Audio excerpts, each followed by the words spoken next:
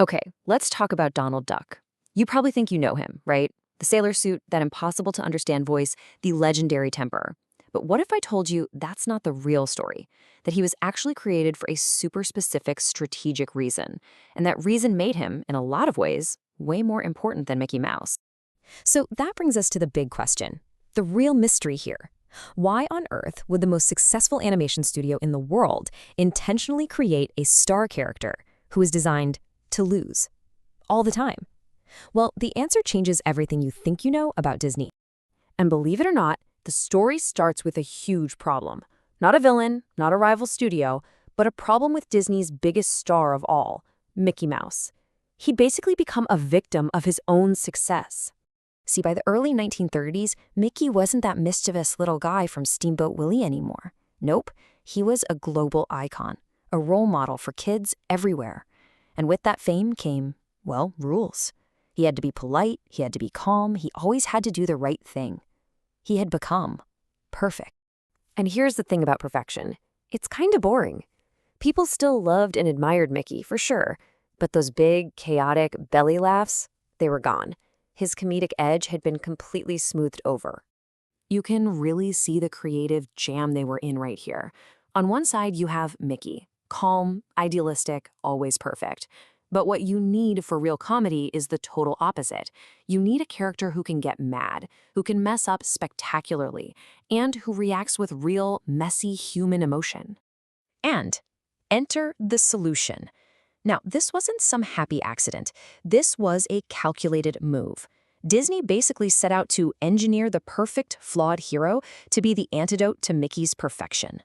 His name, of course, was Donald Duck, and he first shows up on screen in 1934. But not in his own big movie or anything. He was just a side character in a little cartoon called The Wise Little Hen. And that first impression? Oof, it was not great. He was the complete opposite of Mickey in every way. Was he lazy? Oh yeah, he refused to help plant corn. Was he loud and obnoxious? Double check. Totally selfish? You bet. He was everything a hero wasn't supposed to be. But then, something totally wild happened. Audiences didn't just put up with him. They absolutely loved him. They laughed like crazy at his temper tantrums and his selfish little schemes. Why? Because in all those flaws, they saw something they couldn't find in Mickey anymore. Themselves. He felt real. Suddenly, the light bulb goes off at Disney. They realize they've stumbled onto this powerful formula. Anger wasn't just a mood, it was a comedy engine. Frustration wasn't a character flaw, it was the secret ingredient for relatability. And failing all the time, well, that's what made him human. Which brings us to this incredible concept. Donald was built to fail. His whole purpose wasn't to save the day like Mickey. His job was to try his very best, have it all blow up in his face, and then have a complete meltdown. He was meant to be a mirror for all of us on those days when nothing, absolutely nothing, goes right.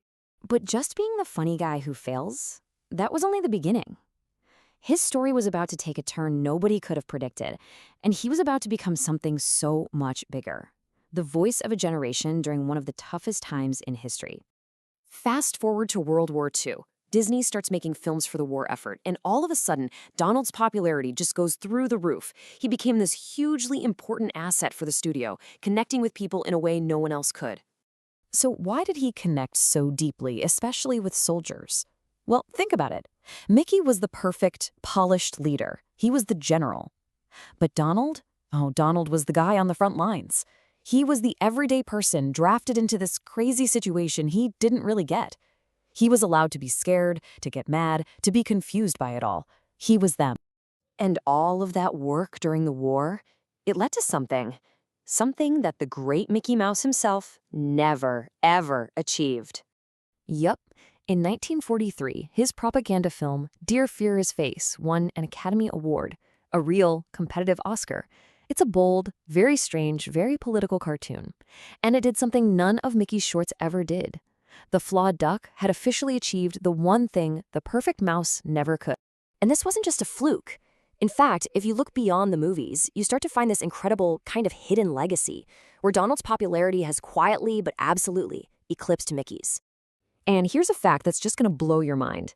In the world of comic books, Donald Duck is the single most published Disney character of all time.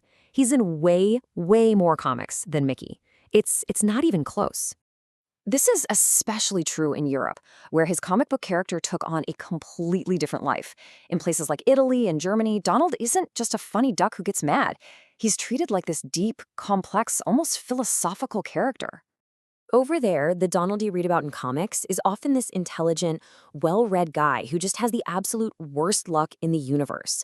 He's seen as an unlucky genius, someone whose brilliant plans are always ruined by fate. I mean, that's a long way from the character we're used to, right?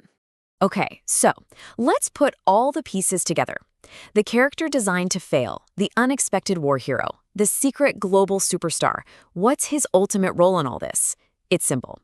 He is the emotional heart of the entire Disney universe. You can think of it like this Disney emotional triangle. Mickey stands for pure optimism. He's the ideal who we want to be.